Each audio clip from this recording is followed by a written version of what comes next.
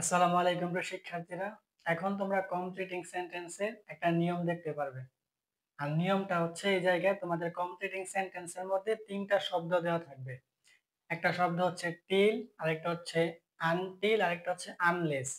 এই till, until, unless এই ৩টা শব্দ তোমাদের কমপ্লিটিং সেন্টেন্সের ক্ষেত্রে দেওয়া থাকলে কিভাবে পূরণ করবা এটা দেখো। এটা আমি লিখে রাখছি।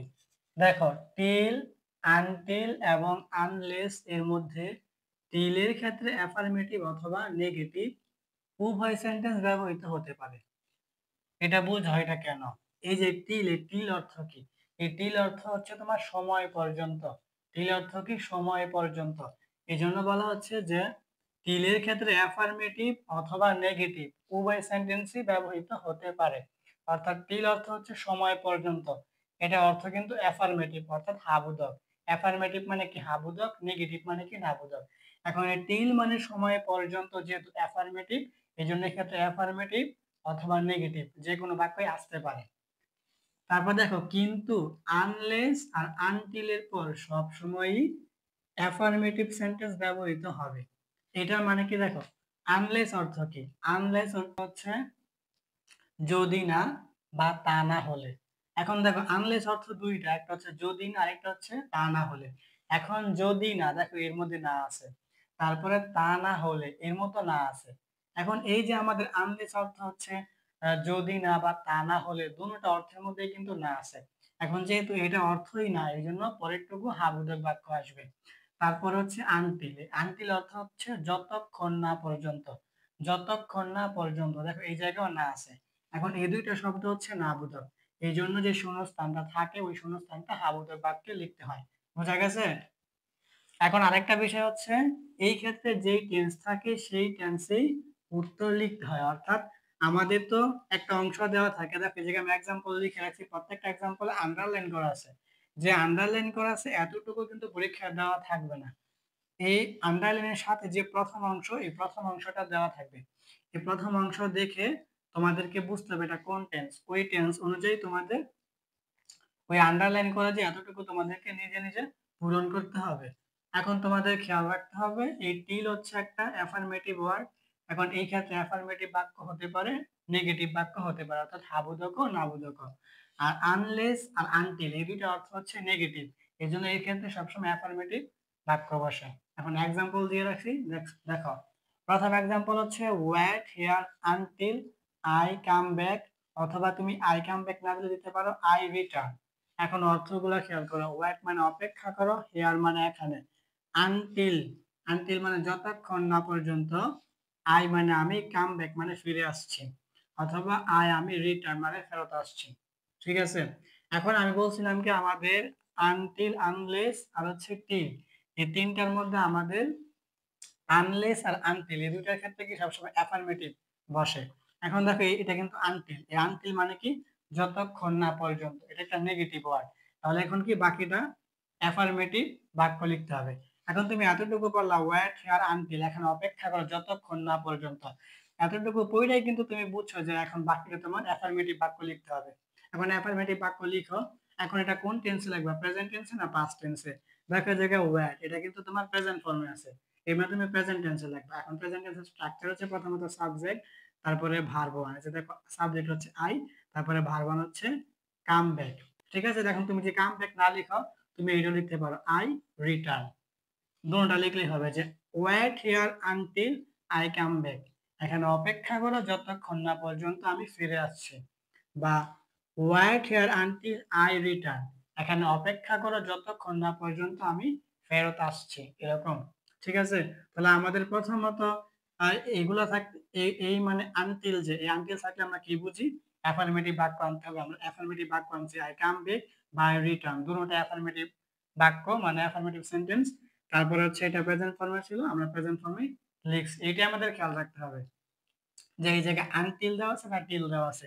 2 নাম্বার এক্সাম্পলটা দেখো, ইউ ওন্ট, দেখো এটা কিন্তু উইল নট, উইল নট এর সংক্ষিপ্ত রূপ হচ্ছে ওন্ট।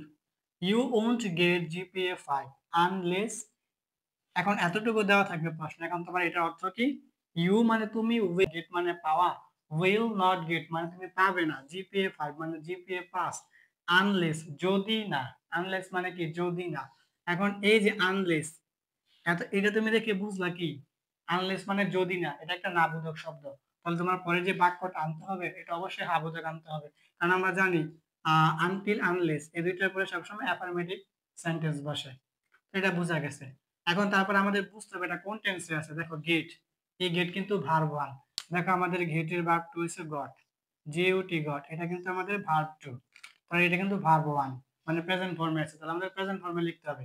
তাহলে প্রথমত আমরা আনলেস দেখে বুঝছি এটা আমাদের কি করতে হবে, অ্যাফার্মেটিভ সেন্টেন্স লিখতে হবে। তারপরে গেট, এটা প্রেজেন্ট ফর্ম, মানে প্রেজেন্ট ফর্মে লিখতে হবে। এখন আমি কি লিখছি যে দেখো ইউ মানে তুমি, স্টাডি মানে পড়াশোনা, অ্যাটেন্টিভলি বা মনোযোগী ভাবে, অ্যাটেন্টিভলি মানে মনোযোগী ভাবে, ঠিক আছে। তাহলে you will not get GPA 5, তুমি জিপিএ 5 পাবে না, আনলেস যদি না ইউ স্টাডি অ্যাটেন্টিভলি, তুমি পড়াশোনা করো মনোযোগ সহকারে, ঠিক আছে। You will not get GPA 5 unless you study attentively, তুমি জিপিএ প্লাস পাবে না যতক্ষণ না পর্যন্ত বা যদি না তুমি ভালোভাবে বা মনোযোগ সহকারে পড়াশোনা করো, ঠিক আছে। তাহলে আমাদের দুইটা শর্ত ছিল, দুইটাই কিন্তু পূরণ হয়েছে। প্রথম শর্ত ছিল আমাদের আনলেস থাকলে অ্যাফার্মেটিভ বাক্য আনতে হবে। দেখো অ্যাফার্মেটিভ মানে হাবোধক বাক্য, হাবোধক বাক্য কিন্তু আসছে। তারপরে আমাদের দেখতে হবে এটা কোন টেন্স, প্রেজেন্ট টেন্স, প্রেজেন্ট টেন্সে কিন্তু আমরা করেছি, ঠিক আছে। পরেরটা দেখো ওয়েট হেয়ার টিল, এই যে দেখো টিল, এই টিল অর্থ হচ্ছে সময় পর্যন্ত, এটা একটা অ্যাফার্মেটিভ ওয়ার্ড মানে বোধক শব্দ। এখন এই ক্ষেত্রে আমরা অ্যাফার্মেটিভ সেন্টেন্স আনতে পারি, নেগেটিভ সেন্টেন্স আনতে পারি। এখন এটার অর্থ হচ্ছে ওয়েট হেয়ার টিল, এখানে অপেক্ষা করো সময় পর্যন্ত। এখন দেখো আমি এই জায়গায় অ্যাফার্মেটিভ লিখছি, নেগেটিভ লিখছি। নেগেটিভ হচ্ছে আই ডোন্ট কাম ব্যাক বা আই কাম ব্যাক, আমি ফিরে আসি।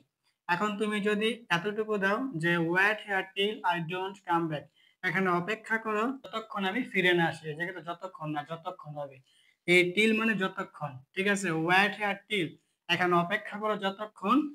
এখন এটা হচ্ছে তোমার ওয়েট মানে প্রেজেন্ট ফর্মে আছে, ভার্বটা তাহলে প্রেজেন্ট টেন্সে লিখতে হবে।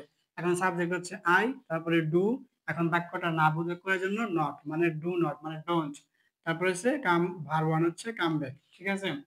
তাহলে wait here till I don't come back, এখানে অপেক্ষা করো যতক্ষণ আমি ফিরে না আসি, এই যে নেগেটিভ বাক্য।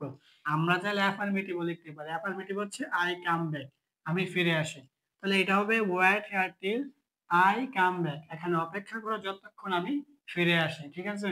তাহলে তোমরা আই ডোন্ট কাম ব্যাকও দিতে পারো, আই কাম ব্যাকও দিতে পারো, ঠিক আছে, দুটোটাই হয়। যেহেতু টিল, টিলের ক্ষেত্রে তোমরা অ্যাফার্মেটিভ বাক্য লিখতে পারো, নেগেটিভও লিখতে পারো। এখন খেয়াল রাখতে হবে এটা প্রেজেন্ট টেন্স, এই জন্য সাবজেক্ট হিসেবে আই, তারপরে ডু নট, তারপরে ভার্ব ওয়ান। এই জায়গায় দেখো সাবজেক্ট আই, তারপরে ভার্ব ওয়ান, ঠিক আছে। ভার্ব ওয়ান মানে প্রেজেন্ট ফর্মে আছে, আমরা প্রেজেন্ট ফর্মে করছি। আর হচ্ছে টিল, এই টিলের ক্ষেত্রে আমরা অ্যাফার্মেটিভও করতে পারি, নেগেটিভও করতে পারি। এই যে এটা আমরা নেগেটিভ করছি আর এটা হচ্ছে আমরা অ্যাফার্মেটিভ করেছি। তাহলে এখন এতটুকু হয় যে wait here till I don't come back, এখানে অপেক্ষা করা যতক্ষণ আমি ফিরে না আসি, এই যে নাবোধক বাক্য। আর তুমি যদি হাবোধক বলো তাহলে wait here till I come back, এখানে অপেক্ষা করা যতক্ষণ আমি ফিরে আসি। সর্বশেষ এক্সাম্পল দেখো ওয়ার্ক টায়ারলেসলি আনটিল, এতটুকু থাকবে। এখন দেখো ওয়ার্ক মানে কাজ করো, টায়ারলেসলি, এই টায়ার মানে কি ক্লান্ত হওয়া, আর টায়ারলেসলি মানে ক্লান্তহীন ভাবে বা নির্লস ভাবে, মানে ক্লান্তই হবা না এরকম। ওয়ার্ক টায়ারলেসলি মানে কাজ করো তুমি নির্লস ভাবে বা ক্লান্তহীন ভাবে। আনটিল, আনটিল কি যতক্ষণ না পর্যন্ত ইউ তুমি বিকাম হও কি সাকসেসফুল মানে সফল।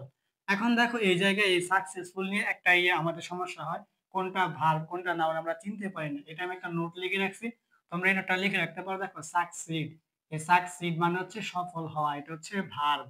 আর সাকসেস এটার অর্থ হচ্ছে সফলতা, এটা হচ্ছে নাউন। আর সাকসেসফুল এটার অর্থ হচ্ছে সফল, এটা হচ্ছে অ্যাডজেক্টিভ, ঠিক আছে। এটা মনে রাখতে হবে। এই সাকসিড এটা হচ্ছে ভার্ব, এটার অর্থ হচ্ছে সফল হওয়া।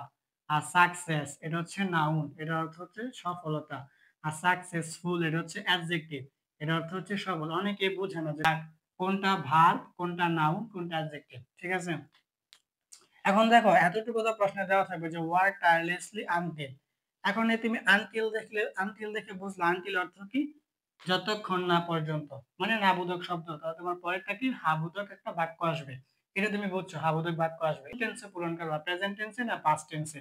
এখন দেখো এই জায়গায় ওয়ার্ক মানে কাজ করা, এটা প্রেজেন্ট ফর্মে আছে।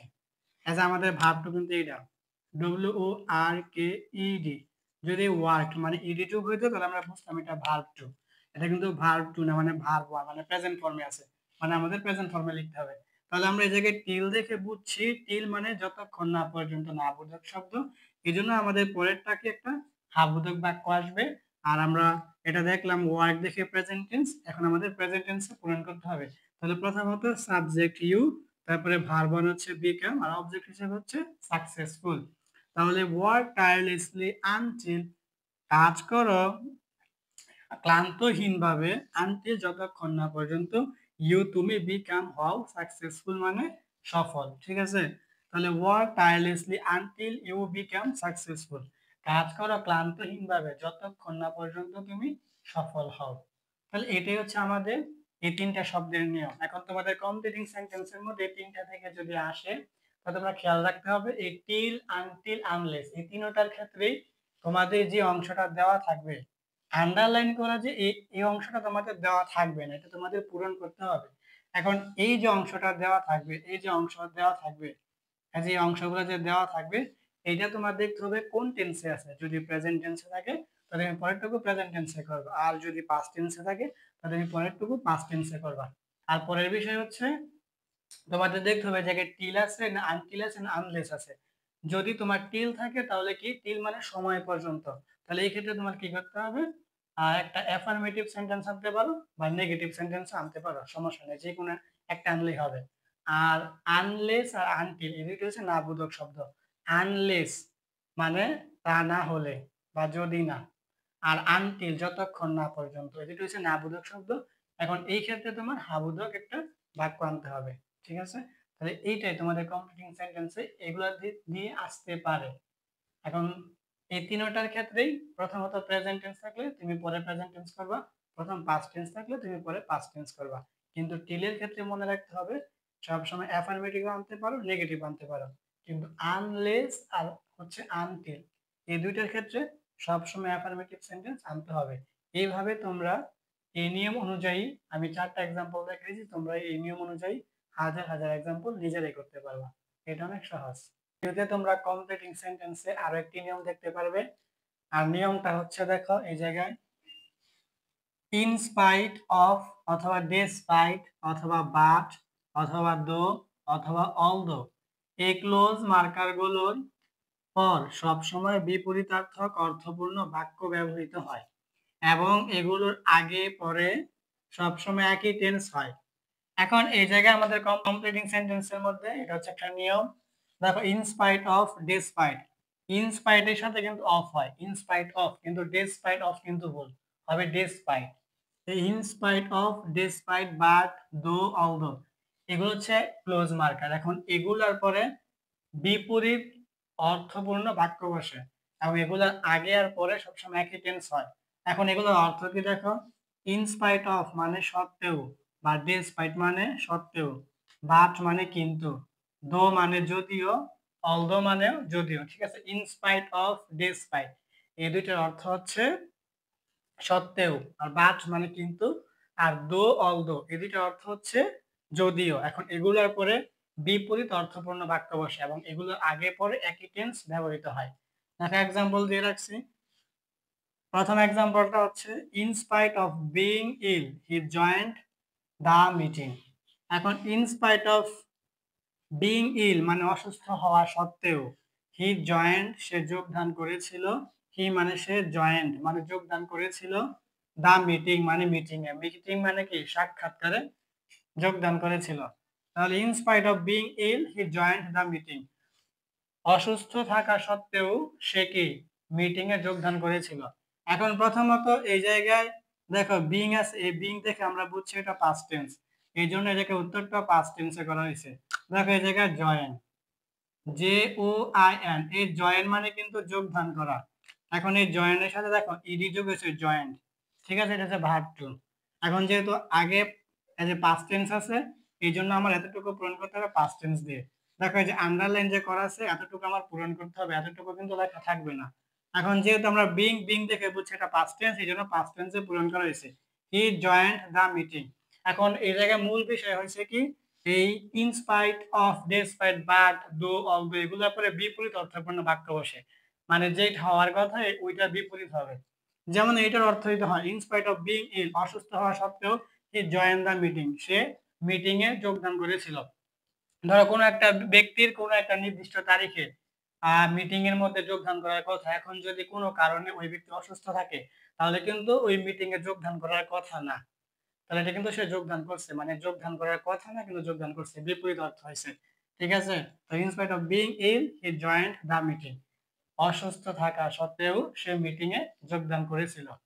এখন তারপরে 2 নাম্বারটা দেখো, despite his honesty nobody respects him। despite his honesty, his মানে তার, honesty মানে সততা, তার despite his honesty মানে তার সততা সত্ত্বেও, nobody মানে কেউ না, respects মানে সম্মান বা শ্রদ্ধা, him মানে তাকে। তাহলে despite his honesty, তার সততা সত্ত্বেও, nobody respects him, কেউ তাকে শ্রদ্ধা করে না। তাহলে প্রথমত আমরা জানি কি despite, এটার সাথে কি হবে, আমাদের বিপরীত অর্থপূর্ণ বাক্য বসবে। এখন আমাদের এতটুকু পূরণ করতে হবে যে আন্ডারলাইন যে করা আছে। এখন despite his honesty, তার সততা থাকা সত্ত্বেও, এখন একটা মানুষ যদি সৎ হয় তাহলে সাধারণত কিন্তু তাকে মানুষ কে সম্মান করার কথা, শ্রদ্ধা করার কথা, কিন্তু এই জায়গায় হবে কি nobody respects him, কেউ থাকে কে শ্রদ্ধা বা সম্মান করে না, কারণ আমাদের দেশ, despite, in spite of এগুলা পরে বিপরীত অর্থপূর্ণ শব্দ বসে। ঠিক আছে, এখন এই জায়গায় দেখো আমাদের পাস্ট টেন্সের কিন্তু কোনো ভার্ব বা পাস্ট টেন্সের কোনো চিহ্ন নেই, এটা হচ্ছে আমাদের প্রেজেন্ট টেন্স, এই জন্য উত্তরটা প্রেজেন্ট টেন্সে করা হয়েছে। এখন আমাদের এই জায়গায় রেসপেক্ট এটা হচ্ছে মূল ভার্ব, কিন্তু নোবডি এটা হচ্ছে থার্ড পারসন সিঙ্গুলার, এই জন্য রেসপেক্টের সাথে অ্যাজ হয়েছে। আমরা জানি থার্ড পারসন সিঙ্গুলার নাম্বার হইলে ভার্বের ভার্বের সাথে এস বা ইএস হয়। এখন নোবডি যেহেতু থার্ড পারসন সিঙ্গুলার নাম্বার, এই জন্য এস হয়েছে। ঠিক আছে, তাহলে আমাদের দুইটা শর্ত ছিল, প্রথমত বিপরীত অর্থ বোঝাবে, তাহলে বিপরীত অর্থ বুঝাইছে যে despite his honesty, তার সততা থাকা সত্ত্বেও, nobody respects him, কেউ তাকে শ্রদ্ধা বা সম্মান করে না, কারণ একটা মানুষ সৎ হলে তাকে সম্মান করার কথা কিন্তু সম্মান করে না, এই যে বিপরীত অর্থ বুঝাইছে। আর হচ্ছে এটা প্রেজেন্ট টেন্সে ছিল, প্রেজেন্ট টেন্সই হয়েছে। তারপরে এক্সাম্পলটা দেখো, he was not so brilliant but got GPA 5। তাহলে এটা মানে কি, হি মানে সে, ওয়াজ মানে ছিল, নট সো ব্রিলিয়ান্ট, ব্রিলিয়ান্ট মানে কি মেধাবী বা ভালো, নট সো ব্রিলিয়ান্ট মানে তেমন মেধাবী বা তেমন ভালো ছিল না, বাট কিন্তু, গট পেয়েছিল জিপিএ 5। ঠিক আছে, তা দেখো প্রথমত অর্থের বিপরীত বোঝাবে যায়। দেখো he was not so brilliant, এতটুকুর অর্থ হচ্ছে সে ছিল না তেমন মেধাবী বা সে তেমন ভালো ছিল না, বাট কিন্তু, এই যে দেখো বাট আছে, এখন বাট, এই যে আমরা জানি বাট, তাহলে এটা কি আমাদের in spite of, despite, but, though, although এগুলোর পরে কি বিপরীত অর্থ বোঝায়। এখন এই জায়গা হচ্ছে কি গট জিপিএ 5, কিন্তু জিপিএ 5 পেয়েছিল, সে তেমন মেধাবী বা তেমন ভালো ছাত্র ছিল না, কিন্তু সে, বাট কিন্তু পেয়েছিল জিপিএ 5। এটা কি বিপরীত অর্থ বুঝাইছেন, একটা ছাত্র যদি ভালো না হয় তাহলে কি জিপিএ 5 পাওয়ার কথা, পাওয়ার কথা না, কিন্তু তবুও জিপিএ 5 পাইছে, এটা হচ্ছে বিপরীত অর্থ বুঝাইছে। তারপরে আমরা বলছিলাম কি যে এগুলার ক্ষেত্রে একই টেন্স বসে আগে আর পরে। এখন দেখো এই জায়গায় আমরা ওয়াজ, এই ওয়াজ দেখে বুঝছি কি এটা আমাদের পাস্ট টেন্স, এই জন্য এই জায়গায় দেখো ভার্বটা হচ্ছে পাস্ট টেন্স, এটা হচ্ছে গট, এটা ভার্ব হচ্ছে গেট, এই যে গেট, গেট মানে হচ্ছে পাওয়া। ঠিক আছে, এই গেট মানে হচ্ছে কি, এই গেট মানে পাওয়া, এখন এই গেট থেকে হচ্ছে গট, ভার্ব টু। তাহলে আমাদের দুইটা শর্ত মানছে, প্রথমত একটা শর্ত ছিল বিপরীত অর্থ বোঝাবে, বিপরীত অর্থ বোঝাইছে যে he was not so brilliant but got GPA 5, সে তেমন মেধাবী বা ভালো ছাত্র ছিল না, বাট মানে কিন্তু সে জিপিএ 5 পেয়েছিল, এটা বিপরীত অর্থ বোঝাইছে। আর এটা পাস্ট টেন্সে ছিল, আমরা পাস্ট টেন্সেই উত্তরটা করছি। ঠিক আছে, এই যে আন্ডারলাইন করা যে এতটুকু কিন্তু প্রশ্ন থাকবে না তোমাদের, এই যে এগুলা দেওয়া থাকবে, এতটুকু দেওয়া থাকবে, এই আন্ডারলাইন করাটা দেওয়া থাকবে না, এতটুকু তোমরা লিখবা। তারপরে এটা দেখো, though he fought for the country he did not, মানে ডিডেন্ট, ডিড নট কে সংক্ষেপে বলে ডিডেন্ট গেট এনি অ্যাওয়ার্ড।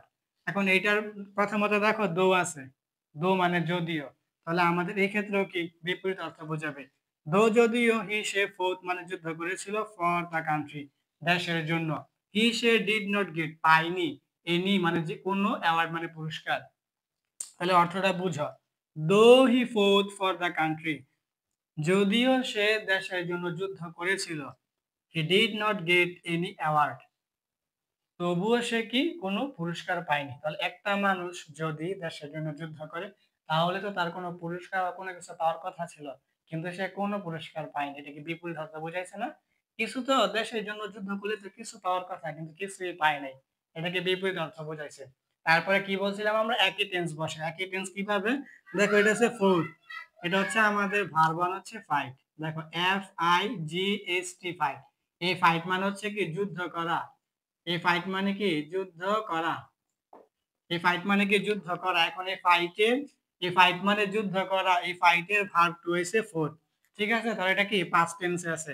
এখন যেহেতু পাস্ট টেন্সে আছে এই জন্য আমাদের উত্তরটা পাস্ট টেন্সে লিখতে হবে। এখন এতটুকু পাস্ট টেন্সে প্রথমত সাবজেক্ট হি, তারপর দেখো ডিড, এই যে আমাদের ভার্ব ওয়ানে কিন্তু বসে ডু, ডু ডাস, এই ডু ডাস এই দুইটা বসে আমাদের, এই দুইটা আমাদের প্রেজেন্ট টেন্সে বসে। ডু আর ডাস এই দুইটা আমাদের কি প্রেজেন্ট টেন্সে বসে। আর এই ডিড, ডিআইডি ডিড, এই ডিড আমাদের পাস্ট টেন্সে বসে। এটা দেখো ডিড, যেহেতু আমরা ফোর দেখে বুঝছি এটা পাস্ট টেন্স, এই জন্য আমাদের উত্তরটা পাস্ট টেন্সে করা হয়েছে। ঠিক আছে, বুঝছো? তাহলে প্রথমত এটা বিপরীত অর্থ বোঝাবে, দো এর পরে বিপরীত অর্থ বোঝায়। তো দো he fought for the country, যদিও সে দেশের জন্য যুদ্ধ করেছিল, হি did not get any award, কিন্তু সে কোনো পুরস্কার পায়নি। তাই যে অর্থ বিপরীত বুঝাইছে। তারপরে আগে পরে একই টেন্স, দেখো ফোর্থ মানে এটা হচ্ছে তোমার যুদ্ধ করেছিল, এটা হচ্ছে ভার্ব টু মানে পাস্ট টেন্স, যেটা পাস্ট টেন্সই হয়েছে। তবে সর্বশেষটা দেখো, অলদো মানে যদিও, although Ashraf studied A lot he failed in the exam, এতটুকু এতটুকু যে পরীক্ষায় দেওয়া থাকবে, এতটুকু দেখাই তুমি কি এতটুকু নিজে নিজে লিখতে পারবা।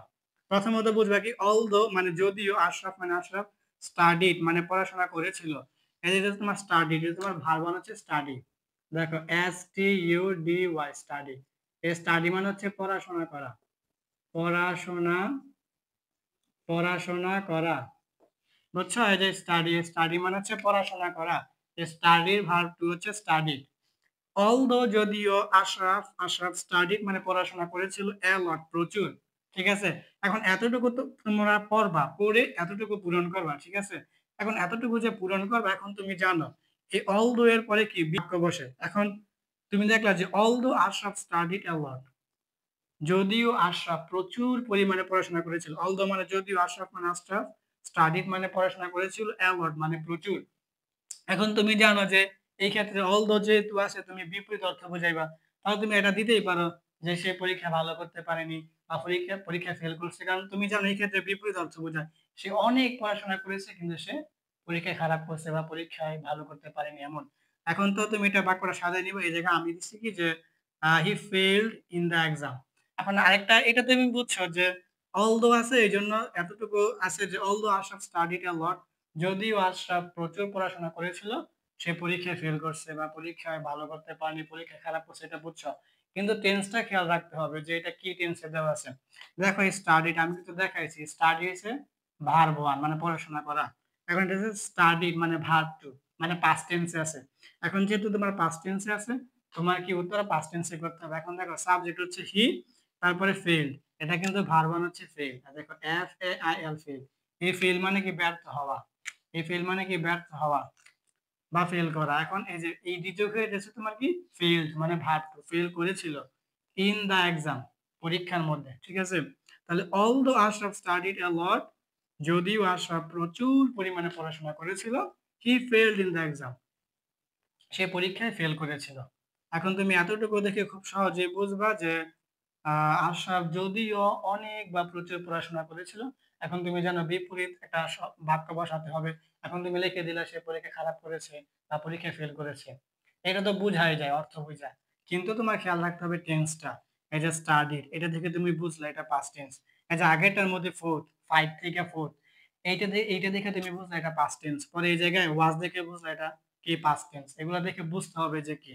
ঠিক আছে, তাহলে এই এক্সাম্পল গুলোই ছিল তোমাদের কমপ্লিটিং সেন্টেন্সে। এগুলো আসতে পারে যে ইনস্পাইট অফ, খেয়াল রাখতে হবে ইনস্পাইট এর সাথে অফ হয়, কিন্তু ডেসপাইট এর সাথে কিন্তু অফ হয় না। In spite of, despite of, but, though, although এগুলো হচ্ছে ক্লোজ মার্কার। এখন এগুলোর অর্থ হচ্ছে in spite of, despite of এগুলোর অর্থ হচ্ছে সত্ত্বেও, বাট মানে কিন্তু, দো মানে যদিও, অলদো মানে যদিও। এখন এগুলোর পরে বিপরীত অর্থ বসবে। এখন তোমরা যে অংশটুকু দেওয়া থাকবে এই অংশ তোমরা পরে বুঝবা, বুঝা পরে বিপরীত অর্থপূর্ণ একটা বাক্য বসাবা। কিন্তু খেয়াল রাখবা যদি এই জায়গায় পাস্ট টেন্স থাকে তাহলে উত্তরটা পাস্ট টেন্সে লিখবা, যদি প্রেজেন্ট টেন্সে থাকে তাহলে উত্তরটা প্রেজেন্ট টেন্সে লিখবা। এটা অনেক সহজ।